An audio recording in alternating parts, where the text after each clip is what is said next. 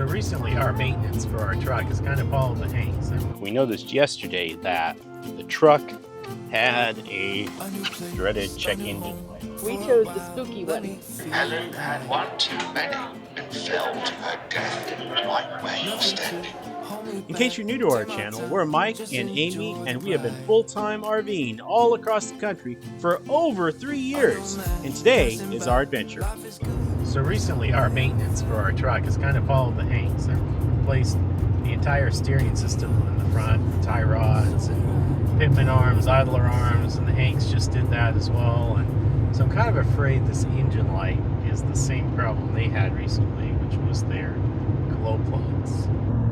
The engine light's back on, and I have a strong suspicion it's another glow plug that went out. We've been having glow plugs intermittently fail on us, which is pretty common because they wear out after a certain amount of mileage. They reference anywhere from 75 to 100,000 miles for a glow plug to last. I've been getting them changed one by one. At the same time, when you go to GMC, you also have to pay for a diagnosing fee each time you take it in, and that gets really expensive. So I promised myself the next time that this happened, I'm only gonna pay for one more diagnosing fee, and I'm going to get the rest of the glow plugs changed out all at once. I've gotten 3 done already, I have 5 remaining. And they spent, I think it was $1,200 on replacing them. He ended up replacing them all, some of them twice. That wasn't really the truck's fault. That was more the dealers didn't pay attention to what they were doing. So we'll have to see. I'll have to plug in the computer and check it out. Stay tuned. Hey guys, it is maintenance day for the truck. We noticed yesterday that the truck had a dreaded check engine light on. I got the tool. So with a scan tool, you get multiple different adapters for different cars and things like that. This is the particular one we use for the GM. So as you guys can see, there's a check engine light. So the first thing this scanner does is it detects what your VIN number is. And then it loads the vehicle data for that VIN number, and then it does a scan like you can see now, I think, in the camera here. Engine control module failed. Glow plug control module failed. I was telling Amy I thought that all of our maintenance videos seem to follow the Hanks. Happily Ever Hanks, if you guys follow those YouTubers as well. They're a great channel. Our maintenance videos do seem to follow them. They replaced their tie rods and idler arm recently just so they could do an alignment. I checked ours out, and indeed our tie rods and idler arm and pitman arm, in fact, the bearings were all bad in them, and I had to replace them. That was a terrible experience, but got it done. On a recent Hanks video, they had the glow plugs on their truck have been failing. Cylinder 6 glow plug control circuit. Let's look at the misfire data. So it said cylinder 6 is the one it was worried about. So what I'm going to do now, I'm going to try clearing the codes and see what happens. See if the tag comes back. It probably will. Okay, the fault code did not come back, which means it's an intermittent error, which most likely means that glow plug is just starting to go bad. We are doing travel day again. I know that's what you guys really come here for, the travel day. Mike's waiting for me to back up though, so hold please. Stay there, good. We're excited to have you here. We have a new addition. You might see more spots in the back seat than you're used to seeing. But now it's time to pick up the chocks and hit the road. Hey y'all, we are headed out and on another spectacular travel day. Travel day, woo woo. Gonna do a brake check. Brake check. Engine lights are back on again. Boo. Sat. Oh, you know what? We did not do a light check. We will have to do that at the dump station. Look, there's a Brinkley in the wild of all places.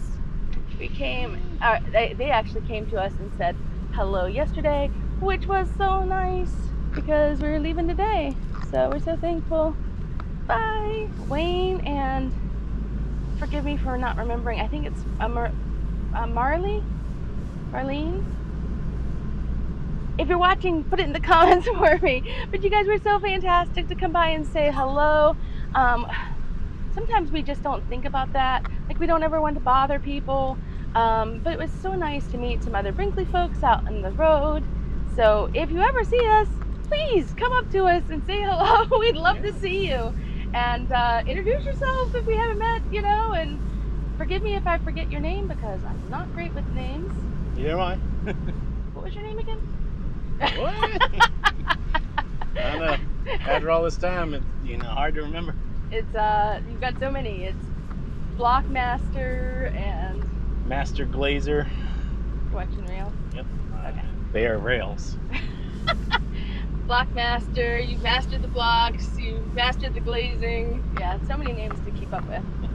Hard to say. See you later, Cary State Forest. It was a lot of fun, and quite frankly, I'm looking forward to coming back here. This is a nice little park that had some private campsites, and 6 private campsites to be precise. Yeah, it was when we say small, we mean small. But it was a great way to round out our Florida state parks. This is not technically a state park, it's a state forest.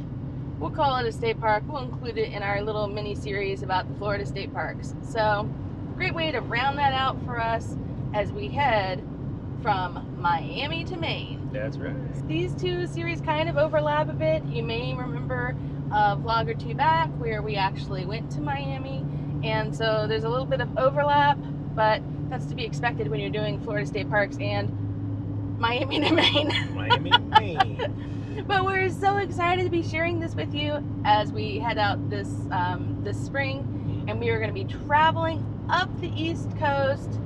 And when I say coast, I mean we're headed up the coast. We're going to be hitting a lot of coast places, a lot of beachy places. I'm excited about that. Are you? I am. I'm excited about, you know, the one certain beachy place with certain things that we're not going to mention yet. You like to keep them in suspense. I do. I'll tell you guys. I don't mind spoiling it a little bit. I'm excited for the Outer Banks. We're going to be there for a little bit longer. We've been to the Outer Banks before. This is still considered a little bit of the off season. So one of the things that if you're traveling with dogs, you might want to know is the Outer Banks, especially in the off season, is super dog friendly. I believe they actually allow dogs off leash I'll have to double check, but I'm fairly certain they allow dogs off leash in the off season on the beaches. So that's one of the reasons why we prefer either the fall or the spring to go to the Outer Banks. We're not parking on the beach like No. we've seen a couple people do. We're not being that brave. We're not taking the Brinkley on the beach. I have this vision of like if we took the Brinkley to the beach, of all the truck and all 4 Brinkley tires are just like up to the axles. No, don't even have those visions. No. Not gonna happen. Yeah, well, primarily because we're not taking the Brinkley to the beach. That is not part of the plan. No, it's not. Apparently, part of the plan today, though, was to put the engine light back on. No. I cleared it yesterday, and it stayed off for a little while, but then this morning, it was like, bloop! No. I haven't checked it, but I'm guessing it's cylinder 6 again. You know, Hanks, if you watch this, can you email me whenever you have a problem with your truck? That way I can pre-order whatever it is. Start looking up how to repair it. That's right. Mike, why are you laughing? Why do you think I'm laughing?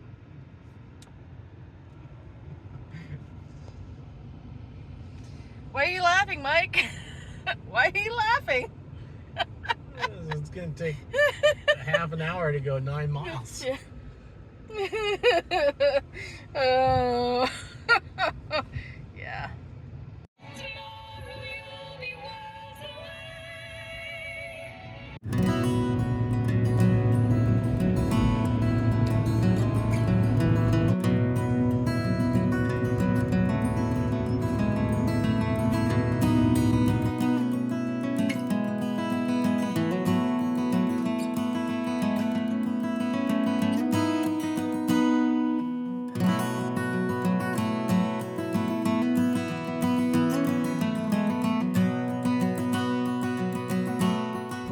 Charleston at the Fam Camp at Joint Base Charleston.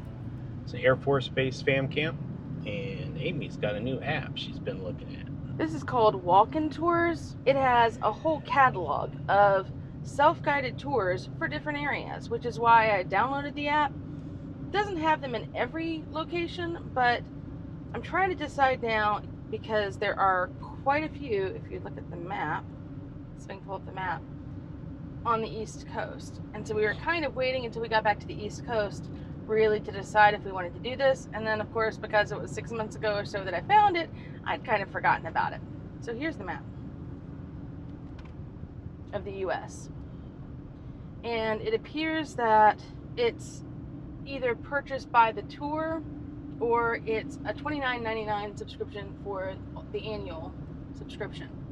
So I guess the question to us is, do we want to do just one and sample it and see how we feel about it, or do we want to go ahead and buy the annual subscription? I'd say we sample one and see what it's like. But they do have certain ones that are subscription access only as well. So it's a couple different things. Like you have access to not only the tours, but access to additional tours for free, I think. The thing I like about this particular app is you can scroll through the catalog and see which tours you want to go on. Then you click on the tour and it gives you a preview. On the preview, it tells you a little bit about what you're going to experience. It gives you all of the tour stops along the way. It tells you where to start your solo trip, so you can just click on it and it'll automatically navigate you there. It also gives you suggestions to make the most out of your tour. By the way, I should also mention, this is not a sponsor.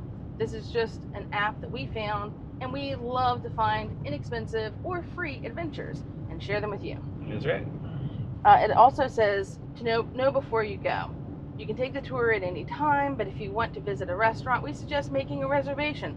Here's one of the restaurants we recommend. It also tells you that you might want to bring earbuds on your trip so that you can experience all of the sounds and sights at the same time. It also tells you that this tour is going to take between 50 and 70 minutes, depending on how long you linger, and it's about 1 mile. All of that is really useful information when you're trying to plan your adventure.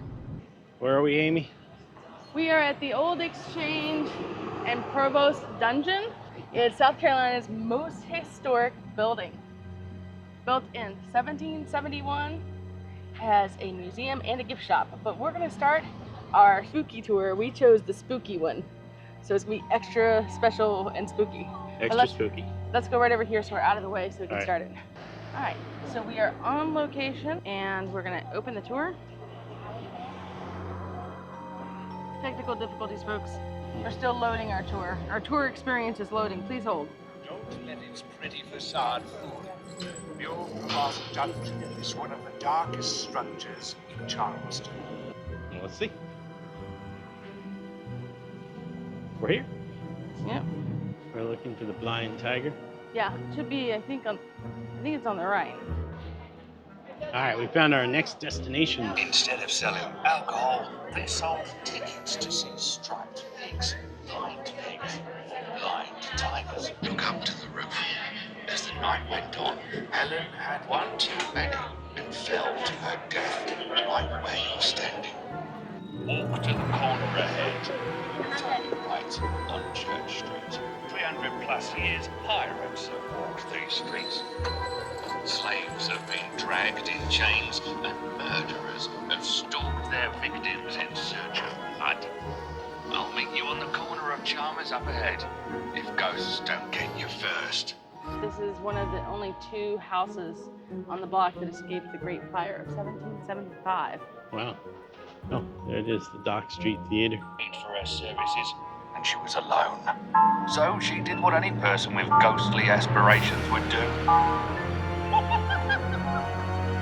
She jumped from the balcony.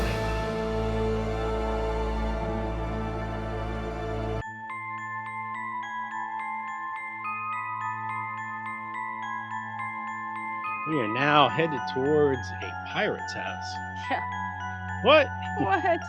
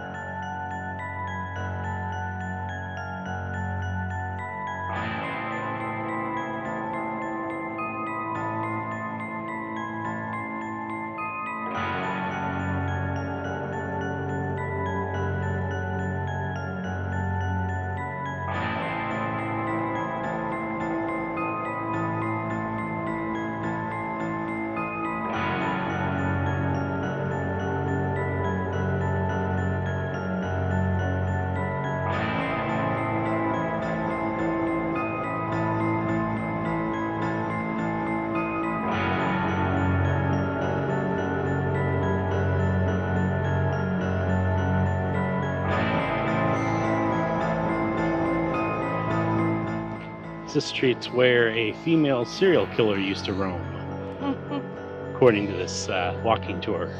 So this building over here is the jail. At least It was. was a jail. So we just finished our historic walking tour of downtown or Old Town Charleston, and it was a little chaotic and very people-y. I give it a 1 on the people scale. Agreed. The other thing is it was a very interesting tour. I definitely give it maybe a 5 on interests. Out of 10? I was going to say out of 5. Oh, okay. It was very interesting. Agreed. And the narrator was very good. Yeah, it was. It did leave us, over 1.5 miles from our car, though? No, not 1.5 miles, like a mile. So it's basically we walked 1 mile away from our vehicle. Yeah, and then it didn't take us back. No, we had to find our own way back. Which was, it's a little frustrating that it wasn't like a hey, loop. here's the way back. Note to self, make sure to drop a pin where your vehicle is. Yep. So you can find your way back to your vehicle. Would have been nice to have it take us back and have the total mileage included. Yeah. Kind of like all trails. When you expect it to be 1 mile, it's actually 2. Oh, you mean 10? Right. With all trails, it definitely is.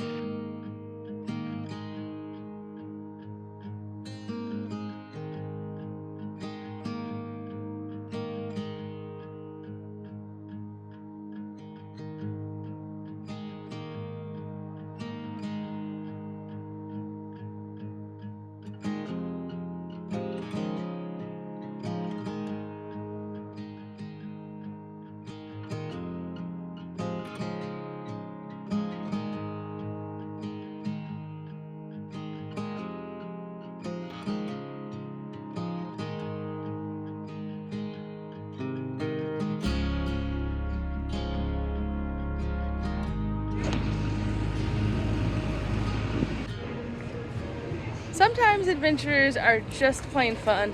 Sometimes they're a little bit more work. This one was a little more work. I thought on Monday it wouldn't be this busy. I wouldn't have thought so either. But even finding a parking spot, yeah, will probably save you guys from some of the frustration and comments. Things were said. I may have gotten to the point where I said, let's just go. Let's just forget it. We'll take care of our errands and just go. But we found a parking spot and we are on to find something delicious to eat.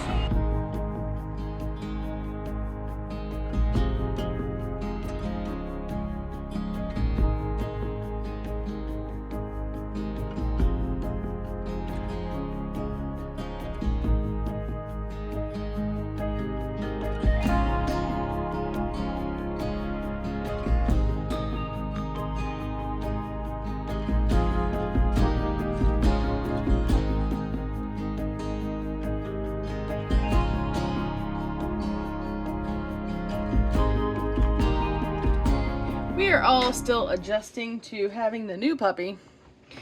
So that means taking some extra precautions, taking some extra steps, training, like learning how to go out the steps appropriately. Nope. Good girl. One of the most important things you can teach your dog, especially if you want to RV full time, is that an open door does not mean that it's an invitation. She's learning she has to sit and wait until we give her the okay. Wait, and then I'm going to carefully back down the steps. Nope. She's going to wait in her spot until I'm ready to go, and if she doesn't, we reset. Wait. And you see she's still kind of patiently waiting right there.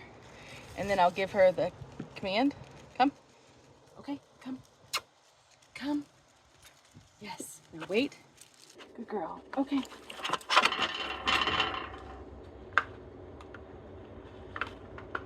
and that is the most important and life-saving lesson for your dog on the road. Look, Papa, I carry my blanket around. Are you the comic relief? A new place, a new home. Boop. For a while, let me feel alive. Nothing to hold me back. Take my time, just enjoy the ride. A new man passing by, life is good.